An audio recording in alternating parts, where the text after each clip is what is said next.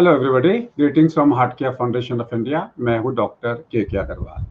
आज आपसे हम बातचीत करेंगे लंग फाइब्रोसिस की, यानी कि कोविड-19 के बाद में जब आप रिकवर कर गए और लंग में फाइब्रोसिस हो गई तो क्या हो सकता है। एक स्लाइड के माध्यम से आपके हम बातचीत करेंगे इसके बारे में।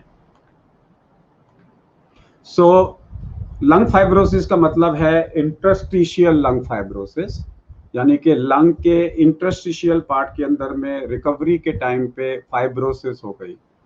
चलने में दिक्कत होगी, चलने में ऑक्सीजन कम हो सकता है, राइट हार्ट में प्रेशर आ सकता है, you may feel exhausted, you may feel 4 कदम चलते हैं सांस फूल जाता है, राइट हार्ट का प्रेशर धीरे धीरे धीरे इकोकार्डियोग्राफी पे बढ़ सकता है, चलने में ऑक्सीजन की कमी हो सकती है। तो अगर आपके डॉक्टर्स कहते हैं कि आपको लंग फाइब्रोसिस है, तो सबसे पहले है क्या इसको बचाया जा सकता है। The answer is yes. अगर आप पहले, दूसरे, तीसरे, चौथे और 5वें दिन के अंदर अंदर साइटोकाइन रिलीज को रोक दें, यानी कि सीआरपी को बढ़ने ना दें, और अगर बढ़ रहा है तुरंत उसको स्टेरॉइड से या एंटी इंफ्लेमेटरी ड्रग से, साथ में एंटी कोएगुलेंट जो कि ब्लड थिनर होते हैं, खून पतला करने की दवाइयों को दे दें, तो आप पल्मोनरी डैमेज को, यानी कि निमोनिया को बिगड़ने से रोक सकते हैं। अगर आपके 5 दिन क्रॉस हो गए तो as early as possible pneumonia को पकड़िए और इसका इलाज करिए। और अगर निमोनिया है तो जल्दबाजी मत करिए एंटी इंफ्लेमेटरी बंद करने की। फिर आप एम बनाइए कि मेरे को सीआरपी को 1 से कम लाना है। ये नहीं होना चाहिए कि 10 दिन के बाद में फटाफट आपने दवाइयां बंद कर दी।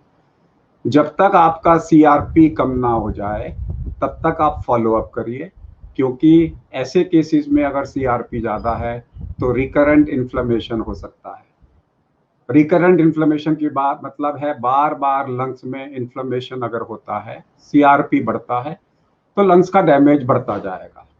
और हाँ, अगर आपको लग रहा है लंग्स का डैमेज हो रहा है तो आप पल्मोनरी रिहैबिलिटेशन एक्सरसाइजेस चालू करिए, गुब्बारा फुलाइए, स्ट्रॉ की एक्सरसाइज करिए, अपने वैक्सीनेशन डॉक्टर से बात करिए, निमोनिया और फ्लू का वैक्सीन लगवाइए ताकि सेकेंडरी इन्फेक्शन ना हो। और अगर आपको ऑक्सीजन दी जाती है तो होम ऑक्सीजन पे आ जाइए, और एजुकेशन, पूरी बीमारी के बारे में आप पढ़िए। और हाँ, अगर फाइब्रोसिस हो जाती है तो 2 दवाइयाँ हैं, परफिनिडॉन, परफिनेक्स के नाम से आती है, और एक है निंटीडानिब। निंटीडानिब दोनों इंडिया में अवेलेबल हैं।